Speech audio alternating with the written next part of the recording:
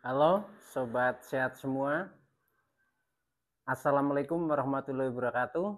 Selamat berjumpa kembali dengan saya Sugito di channel Berbagi Sehat. Channel edukasi dan motivasi seputar asam lambung, GERD, anxiety, psikosomatis berdasarkan pengalaman saya. Saya bukan siapa-siapa, bukan dokter, juga bukan tenaga medis. Saya hanyalah orang yang pernah menderita asam lambung, GERD, anxiety, psikosomatis, dan alhamdulillah sekarang sudah sembuh.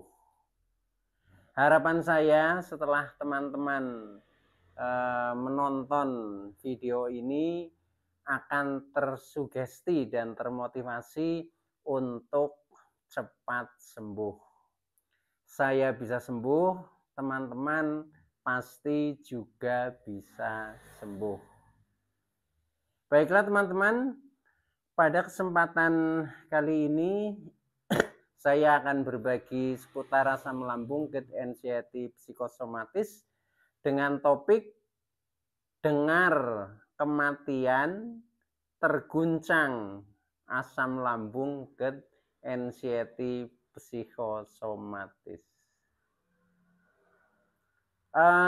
Topik ini adalah sebagai jawaban kepada teman yang komen ya, dalam komennya bertanya, yaitu yang punya nama akun Fitri Toso ya. Ini menanyakan, Pak, bagaimana kalau Bapak mendengar kabar duka ya, mendengar kabar duka pada waktu masih menderita asam lambung, GERD, anxiety, psikosomatis, bagaimana sensasinya dan bagaimana solusinya. Yang lebih penting itu adalah solusinya itu. Baiklah, sebelum saya lanjutkan, tolong ya teman-teman yang belum subscribe channel ini, klik subscribe dan loncengnya supaya teman-teman tidak ketinggalan konten video-video berikutnya. Dan jika suka, klik like, selalu bagikan ke sosial media teman-teman. Semoga bermanfaat buat kita semua. Baiklah teman-teman, kita mulai saja ya. Jadi orang yang menderita asam lambung, GERD, anxiety, psikosomatis itu memang memiliki perasaan yang sangat sensitif ya, perasaan dan pemikiran lah, pokoknya jiwanya itu sangat sensitif. Karena apa? Karena terkena juga anxiety dan psikosomatisnya. Ya, maka dari itu sangat sensitif terhadap berita-berita yang didengar. Nah, yang paling mengguncangkan ya, itu memang ketika kita mendengar berita duka atau kematian. Nah, ini betul-betul saya alami pada waktu saya dalam penderitaan ini, pas kondisinya sudah sangat ngedrop ya. Nah, tiba-tiba mendengar ini betul-betul terguncang dan akhirnya semakin down sekali. Nah, itu ceritanya seperti ini. Jadi ya, pada suatu saat itu ya, kemudian saya ditelepon oleh teman saya memberikan kabar, yaitu kabar duka bahwa kakak ipar saya itu meninggal gitu. Nah, begitu saya mendengar itu langsung rasanya ya, rasa sensasinya ini.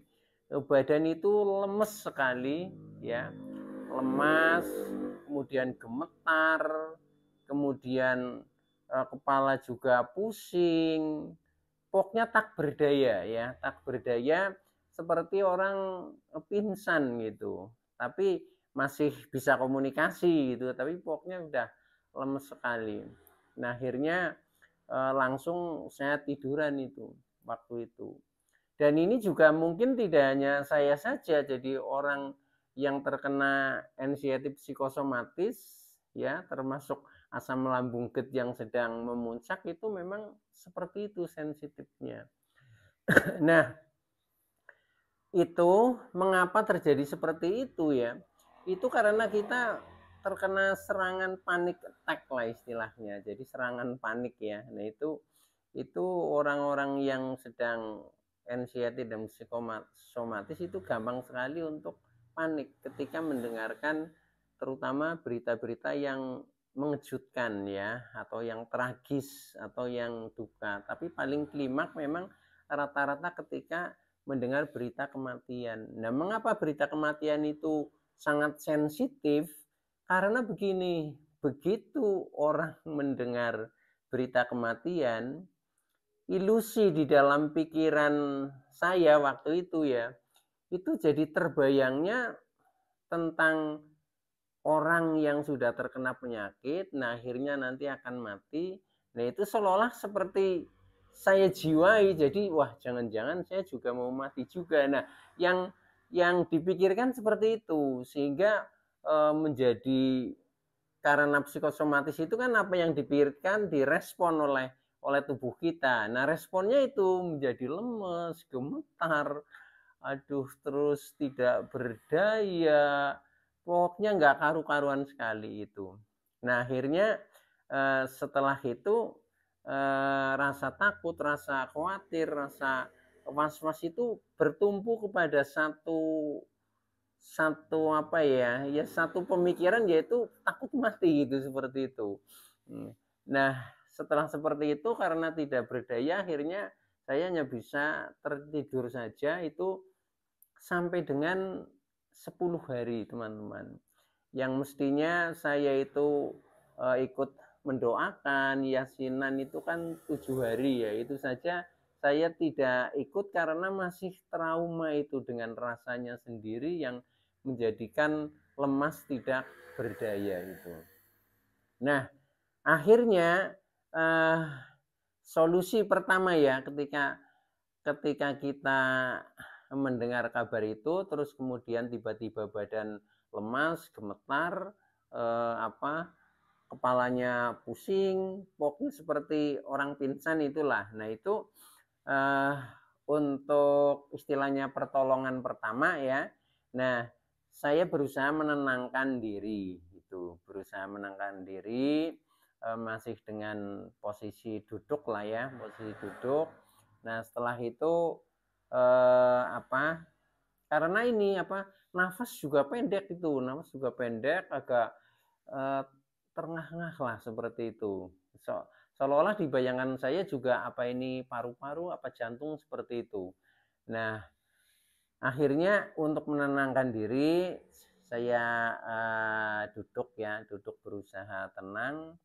Setelah itu kita minum air putih hangat ya, air putih hangat, agak panas lah hangatnya itu, 1 gelas, kemudian saya minum pelan-pelan, akhirnya nafas itu sudah mulai agak longgar ya, agak longgar, agak panjang lah seperti itu.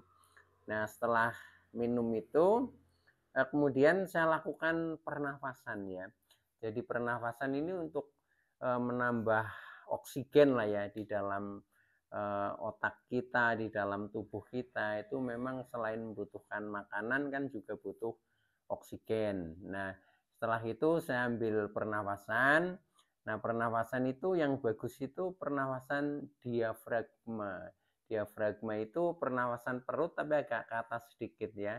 Jadi antara dada dan perut bawah. Nah, itu pernafasan diafragma. Itu untuk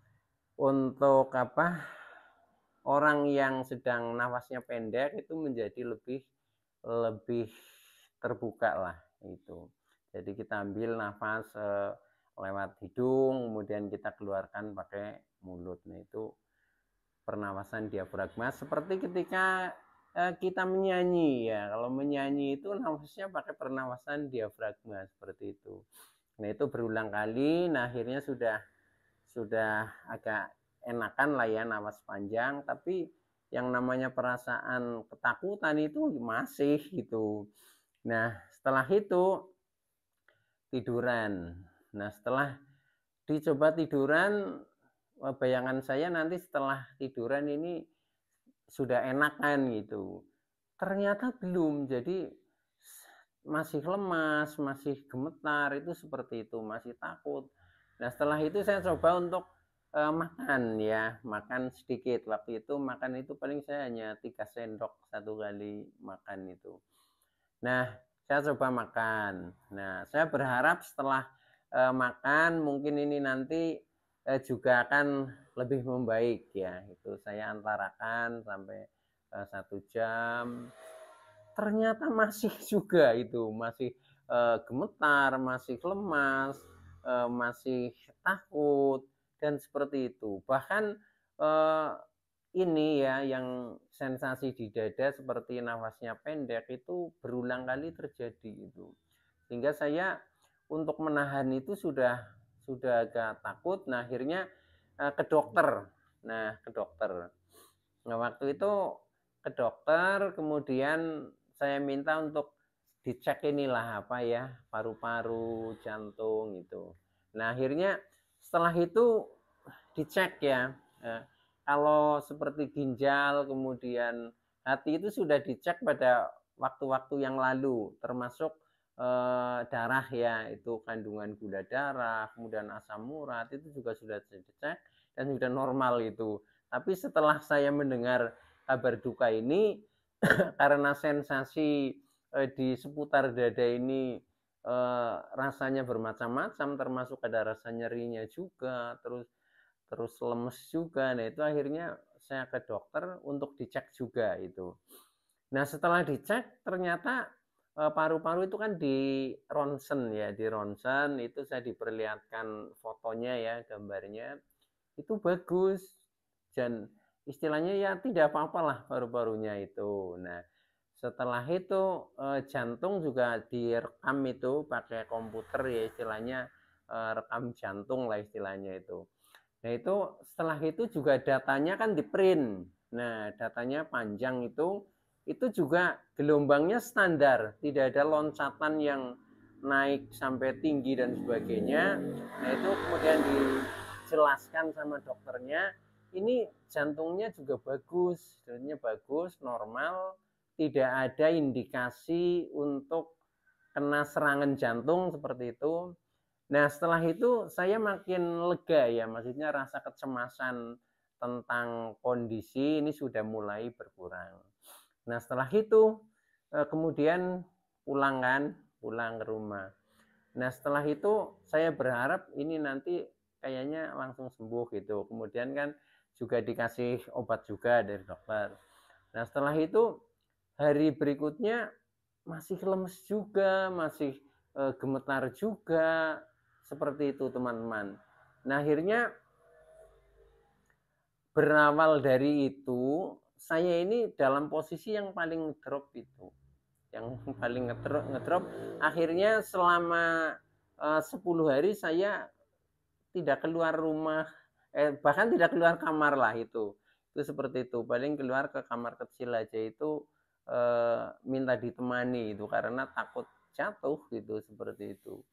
Nah itu di saat saya sedang paling ngedrop itu, karena saya juga YouTuber juga ya, jadi saya masih buka-buka YouTube gitu, coba YouTube. Cuma channel saya itu kalau yang pertama itu seputar burung ya, seputar burung karena saya juga penghobi burung, juga peternak burung gitu. Nah itu saya buka YouTube itu, nah kemudian kok muncul ada konten yang membahas tentang asam lambung itu. Nah akhirnya saya ikuti. Nah setelah saya ikuti, kemudian saya sedikit demi sedikit mulai mengenal. Oh ternyata seperti ini, alurnya seperti ini itu. Kemudian saya tonton terus termasuk konten-konten berikutnya. Nah akhirnya saya menjadi paham itu. Nah setelah itu saya ikuti, katakanlah saya anggap dia sebagai motivator saya untuk bangkit dari keterpurukan asam lambung gerd inisiatif psikosomatis yang saya alami ya. Nah saya rasakan, duh ini sekarang saya sudah agak enakan itu loh. Saya sudah tidak kagetan lagi itu. Dulu kalau mendengar suara itu kaget banget dan akhirnya berdebar-debar juga dadanya. Ya, sekarang saya enggak ini. Nah, itu setelah saya mengikuti motivator yang saya temukan di channel YouTube itu.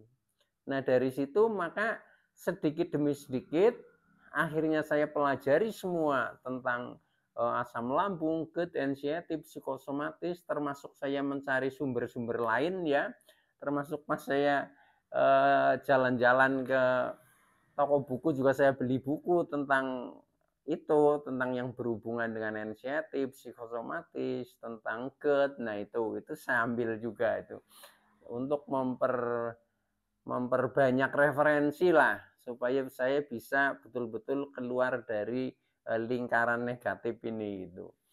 Nah, setelah itu setelah ya 3 bulan dari sakit yang istilahnya drop sekali, itu kemudian makin membaik gitu. Nah, makin baik akhirnya saya bisa mengambil kesimpulan, oh ini berarti saya sudah sembuh ini gitu. Nah, intinya jadi begini teman-teman, untuk sembuh dari asam lambung, GERD, anxiety, psikosomatis, ini intinya pada pola pikir ya, pola pikir pada kejiwaan dan perasaan. Karena apa? Karena sumber utama asam lambung itu naik itu sebenarnya dari pikiran kita yang berpikir negatif, berpikir over, dan juga dari kejiwaan kita. Mungkin jiwa kita merasa tertekan, jiwa kita kurang merdeka, jiwa kita menanggung beban. Nah, ini yang menjadikan akhirnya jadi reaksi di dalam lambung, karena lambung itu kalau di dalam bahasa medis itu istilahnya adalah otak yang kedua. Jadi segala sesuatu yang dipikirkan di dalam otak itu reaksi atau respon yang paling sensitif itu adalah ke lambung. Baru setelah itu ke organ yang lain-lain gitu, misalkan leher terasa kaku, mungkin bisa juga punggung pada sakit dan sebagainya itu. Tapi yang reaksi pertama itu ke lambung itu. Nah, dari situ maka saya pelajari saya pokoknya ingin sembuh dari ini. Karena apa? Karena dulu saya sudah berobat istilahnya sudah capek lah. Jadi yang namanya ke dokter itu udah berpuluh-puluh kali, bahkan ke paranormal juga berkali-kali, tapi hasilnya tetap tidak ada yang istilahnya maksimal. Kemudian saya jadi sembuh itu belum. Nah, akhirnya setelah saya itu pelajari, saya ikuti motivator yang dari senior lah katakanlah ya, yang saya temukan di channel YouTube, saya ikuti terus.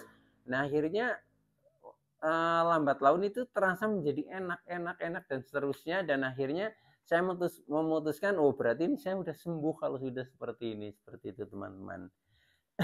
Jadi intinya begitu ya.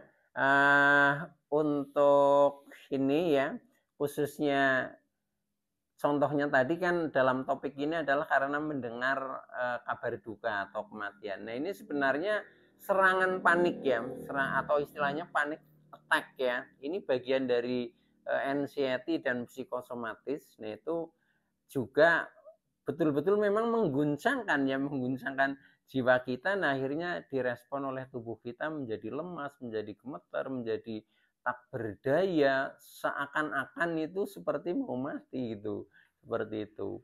Nah, maka dari itu kita harus pahami itu ya, dan kita juga yakin dengan ilmu yang pernah kita pelajari ya dari beberapa referensi, yang intinya bahwa asam lambung itu tidak berbahaya. Asam lambung semua orang punya. asam lambung tidak menimbulkan kematian secara langsung. Asam lambung hanya numpang lewat, seperti itu. Maka dari itu saya pede dan akhirnya menjadi sembuh. Oke, kiranya itu dulu yang bisa saya sampaikan ya. Terima kasih atas like, subscribe, dan komennya. Saya Sugito dari channel Berbagi Sehat. Saya bisa sembuh, teman-teman pasti juga bisa sembuh. Badai pasti berlalu. Oke? Wassalamualaikum warahmatullahi wabarakatuh.